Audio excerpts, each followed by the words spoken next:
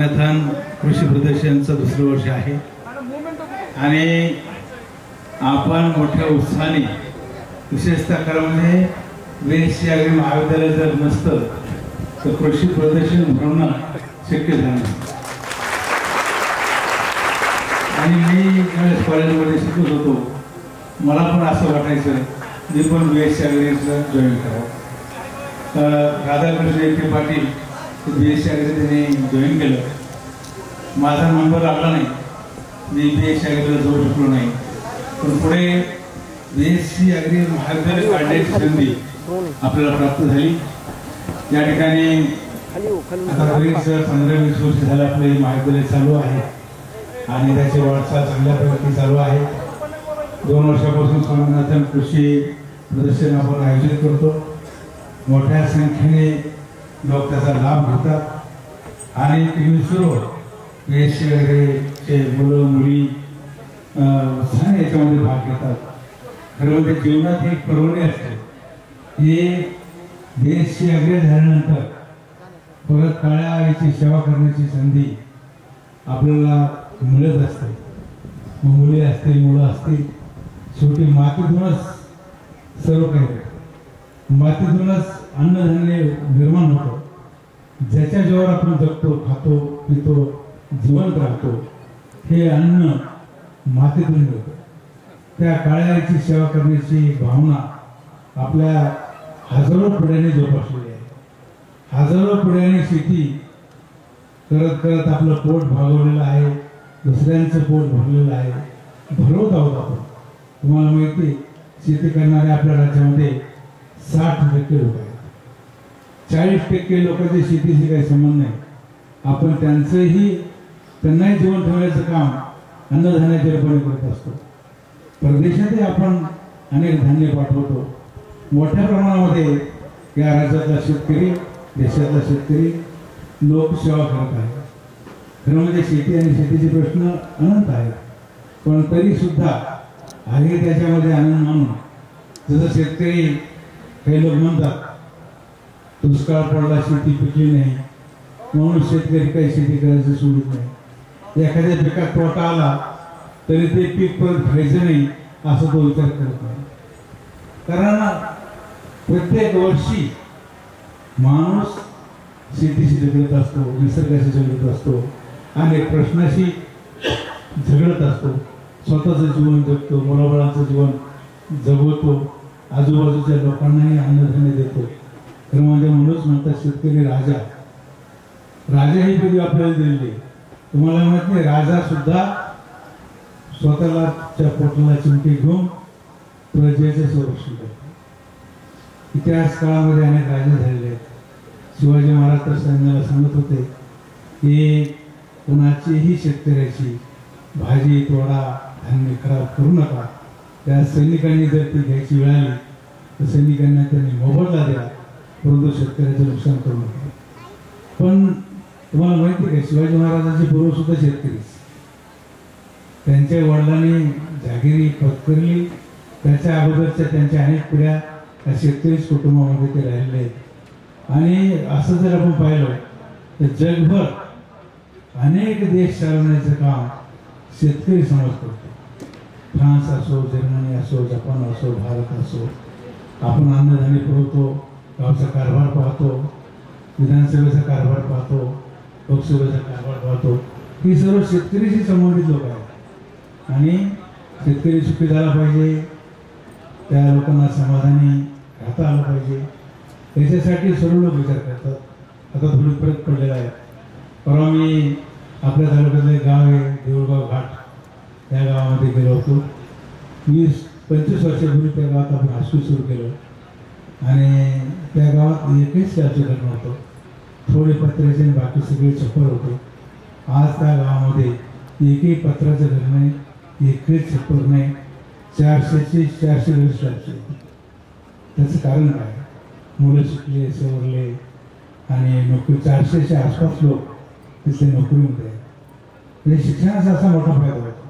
BSc ॲग्रिकल्चरमध्ये सुद्धा पूर्वी MPSCला खूप मुलं पास व्हायची आणि खूप अधिकारी महाराष्ट्राचे जे अधिकारी आहेत 70% अधिकारी MPSC पास जे BSc अग्री माध्यमातून BSc अग्री शिकले असे थोडा सिलेबसमध्ये आता बदल झाला, पण त्यामुळं थोडंसं डिस्टर्ब झालं. परंतु तरीसुद्धा मोठ्या प्रमाणात BSc अग्रीची मुलं मेहनती असतात, कष्ट करतात आणि MPSCच्या परीक्षा आपल्या भागात आणि तलाठी पण BSc MSc अग्री ग्रामसेवक आहेत. मिलिटरीमध्ये सुद्धा BSc अग्री म्हणून बरेच गेलेले आहेत. म्हणजे BSc अग्री त्याला शेती कळताना त्याला जीवनाचा सारच कळतो. ज्याला शेती कळते आणि समजते तो जीवनात बऱ्यापैकी परिपूर्ण माणूस आहे असं आपण समजतो.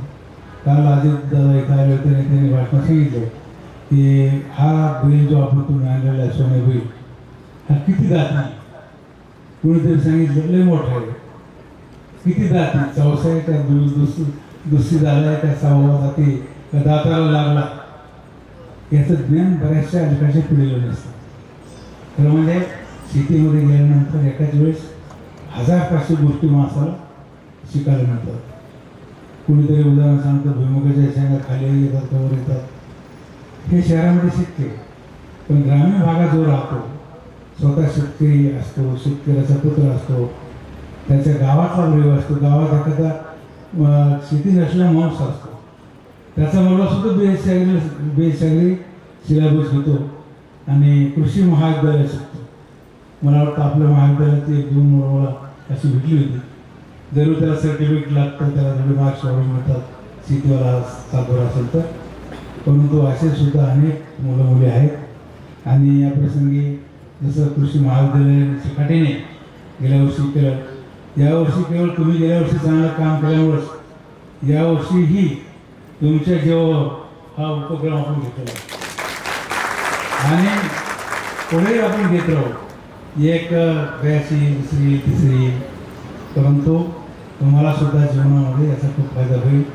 लोकांना कसं बोलायचं, लोकांना कसं हँडल करायचं, शेतीचे पिकं, त्याची औषधं, फवारणी, अवजार याचं ज्ञान आपल्याला बेसिक असतंच.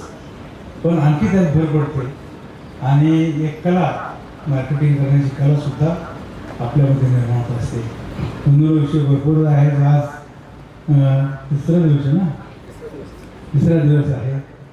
संध्याकाळी कार्यक्रम होतात. आता नेमकं यावेळेस आपलं असं झालं आहे की आपलं प्रदर्शन हे सोयाबीन आणि उडीद काढण्याच्या पिरियडमध्ये आलं. त्यामुळं थोडीशी गर्दी कमी दिसत असेल आपल्याला. खरं म्हणजे मला असं वाटत होतं की 1 महिना पुढे ढकलावं, परंतु सगळ्यांचा आग्रह होता. काही लोकांनी असा विचार केला की रब्बी हंगाम सुरू व्हायच्या अगोदर जर प्रदर्शन भरवलं तर याच रब्बीमध्ये काही लोक आधुनिक बी बियाण्याचा वापर करतील आणि त्यांचा शेतीला फायदा होईल. ही एक कल्पना लोकांनी मांडली आणि त्यामुळं आपण हे संमेलन 1 महिना अगोदर घेतलेलं आहे. तरीसुद्धा खूप चांगला प्रतिसाद आपल्याला मिळतो. रात्री जो कार्यक्रम झाला खेळपट्टीचा, थेट त्या डिजिटल फोटोपर्यंत महिलांची गर्दी, प्रचंड गर्दी. आष्टी शहरातले अनेक लोक मला आपल्या आज देवावर भेटले, अशोक देवावर. ते म्हणजे आमचे मंडळी रात्री 12 वाजता गेले. म्हणजे इथं 10:30-11पर्यंत लोक आणि तिथून पुढं मग इकडं कॅन्टीन वगैरे इकडे तिकडे जातात. आणि असा मोठा आस्वाद आपल्या आष्टीवासी, आष्टी तालुक्यातील लोकांना, पाटोदा तालुक्यातील लोकांना. आता मला इथे शिरूर तालुक्यातील लोक पण भेटले, भूमचे भेटले, करमाळ्याचे भेटले, पाथर्डीचे काही भेटले, श्रीगोंद्याचे भेटले. असे आपल्या 10-12 तालुक्यातून लोक हे प्रदर्शन पाहायला येत असतात. सर्वांना त्याचा फायदा होतो. विषय भरपूर आहेत. मी खरं म्हणजे शेतकरी पेहरावामध्ये आरशू मला असं म्हणाले की आपण शेतकरी पेहरावामध्ये या प्रदर्शनाला येऊ, त्यामुळं प्रदर्शनाचा आणखी प्रचार प्रसार होईल. आणखी लोकांना उद्याचा दिवस आहे ते येतील, प्रदर्शन पाहतील. आजकाल फेसबुकवर, इंस्टाग्राम, त्यानंतर सर्वत्र याचा प्रचार प्रसार केला जातो. तुम्ही इथं बसल्या जागेवर सर्वांकडे मोबाईल आहेत, तुम्ही त्याचा वापर करा. सर्वत्र ते प्रचार प्रसार करा. ज्यांना कोणाला यायचे त्या प्रदर्शनाला येण्याची विनंती करा. उद्या शेवटचा दिवस आहे. उद्या भोजले महाराज जे ते पण कृषी महाविद्यालयाचे ग्रॅज्युएट नाही, ते पण BA MA काहीतरी झालेले आहेत आणि महाराष्ट्र वारकरी संप्रदायाचे अध्यक्ष आहेत. दुसरे आपले विठ्ठल महाराज, ते पण MA आहेत, संस्कृतमध्ये शास्त्रज्ञ झालेले आहेत आणि ते दोघांना आपण निरोप समारंभ देण्यासाठी शेवटचा कार्यक्रम त्यांच्या उपस्थितीमध्ये पार पडणार आहे. आपण हे सर्वांनी त्या कार्यक्रमाला यावं. पुनश्च एकदा कृषी महाविद्यालयाच्या या सर्व आणि दुसरे D फार्मसीचे पण लोक दिसतात, गेले विषय पण दिसत आहेत, त्यांचे मी अभिनंदन करतो. सर्वांनी DB राऊत यांच्या नेतृत्वावर खाली तिकडचं एरिया काय तुझा कॅम्पस, हां आनंद सायन्स कॅम्पस आहे ना, त्या कॅम्पसमुळं आष्टी शहराला सुद्धा प्रगतीची वाट सापडलेली. हजारो मुलं मुली त्या ठिकाणी शिकतात. आता आपल्याला आणखी 1-2 कॉलेजला पण मान्यता आलेली आहे आणि पुढच्या वर्षी पण आपण असं धरूनच आपल्या प्रत्येक वर्षी 2-3 कॉलेजेस काढायचे, जेणेकरून आपल्या भागातल्या मुलामुलांना शिक्षणाची सोय होईल. मागच्या भाषणामध्ये मी सांगितलं होतं की जवळपास 40,000च्या आसपास मुलं आपल्या संस्थेत शिकतात. म्हणजे मी पण कधी बेरीज केली नव्हती, पण मला एका माणसाने सांगितलं की तुम्ही जर आमच्या मुलाबाळांची सोय केली, शिक्षण आमच्या गावात दिलं, तर आम्ही तुम्हाला काय विसरावं, आम्ही तुमच्याबरोबर राहणार. आणि मोठ्या संख्येने लोक गावात होते, ते खूप वाजत गाजत ढोल ताशाच्या गजरामध्ये स्वागत करत असतात. त्यांचे मी आभार मानतो. आणि परत एकदा आपण जी छोटीशी रॅली काढली त्यामध्ये आपण सर्व महाराष्ट्राच्या वेशभूषामध्ये सहभागी झालात, सर्वांचे आभार मानतो आणि दोष करतो.